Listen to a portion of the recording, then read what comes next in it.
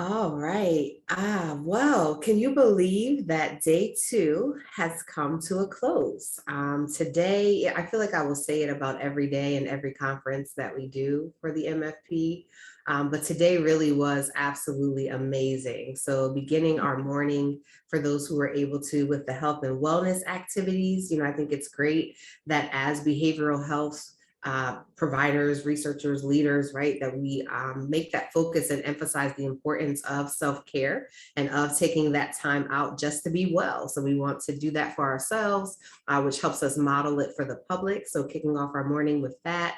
The talk by Dr. Williams was amazing. I think, for me, I'm not sure about the rest of you, but it just reminded me of how much work we still have to do, but also encouraged me that, we're standing on the shoulders of giants, right? Like the work that we have to do, people have already been engaged in that fight and in that process. And so we don't necessarily need to reinvent the wheel, but at the same time, there are some things that we clearly need to implode and turn on their heads because we have these historical systems and structures that are still continuing to oppress people and keep them down. And then going into Dr. Hatzmiller, looking at what's going on for the future of nursing and what the plans are for 2030. And I love that she charged us as an organization. And I hope we all heard what she was saying to not only just retain this information and get the information, but then turn it into action items. And that's another thing that I love about this group.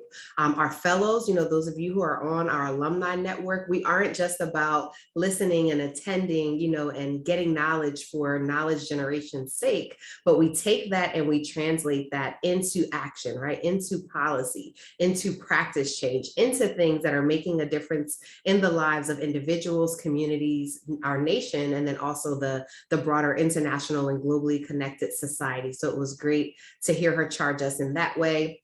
Our DEI panel, it's just amazing to see the work that individuals are doing. And it baffles me that in 2021, we can still be in positions where someone is the only, right? The only whatever, insert that identifier that they have in their field or in their department or at their institution. And so I'm grateful to those who were on the panel, as well as even others who are part of our conference who are doing work around diversity, equity, and inclusivity so that we can begin to more to in a better way mirror the populations that we serve. And so I was excited to hear their strategies, and the questions that you all asked were great. I think it might have been Grisel who was asking, how do we avoid that tax of making sure that we're engaging in the work, right? And we're making a difference, but we're not being pulled in so many different directions that we can't accomplish our own goals, right? And the objectives that we have before us. So that was wonderful. And then closing out the day with our panel. And I don't know, I hope it wasn't lost on anyone that we literally had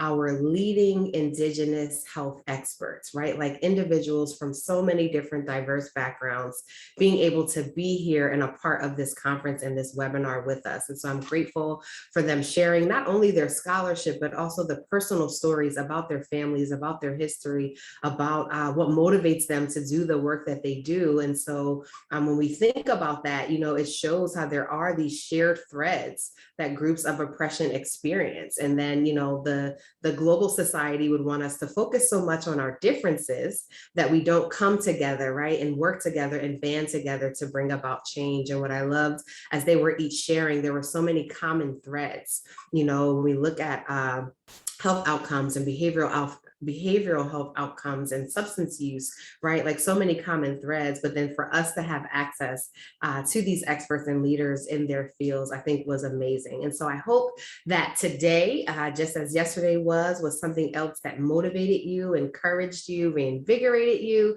got you even more excited to continue on in your master's program or your doctoral program. And we will be right back tomorrow, which is our last and final day, our third and final day. Again, there's the health and wellness activity in the morning, and then going into our sessions, and then we'll have our closing then too. So I hope, since it's Friday, that you'll do something fun, spend time with loved ones, run around your block, whatever it's going to be that'll put a smile on your face and make you, sort of decompress from sitting in front of the computer all day. And then we look forward to seeing you back again tomorrow. And I don't think we have any closing video or anything for today. So I think that's it, but I'll give a few moments if anyone has something that they want to share from today, like a highlight from the day's activities, something that happened, in your own spheres. But is there anything that anyone would like to share?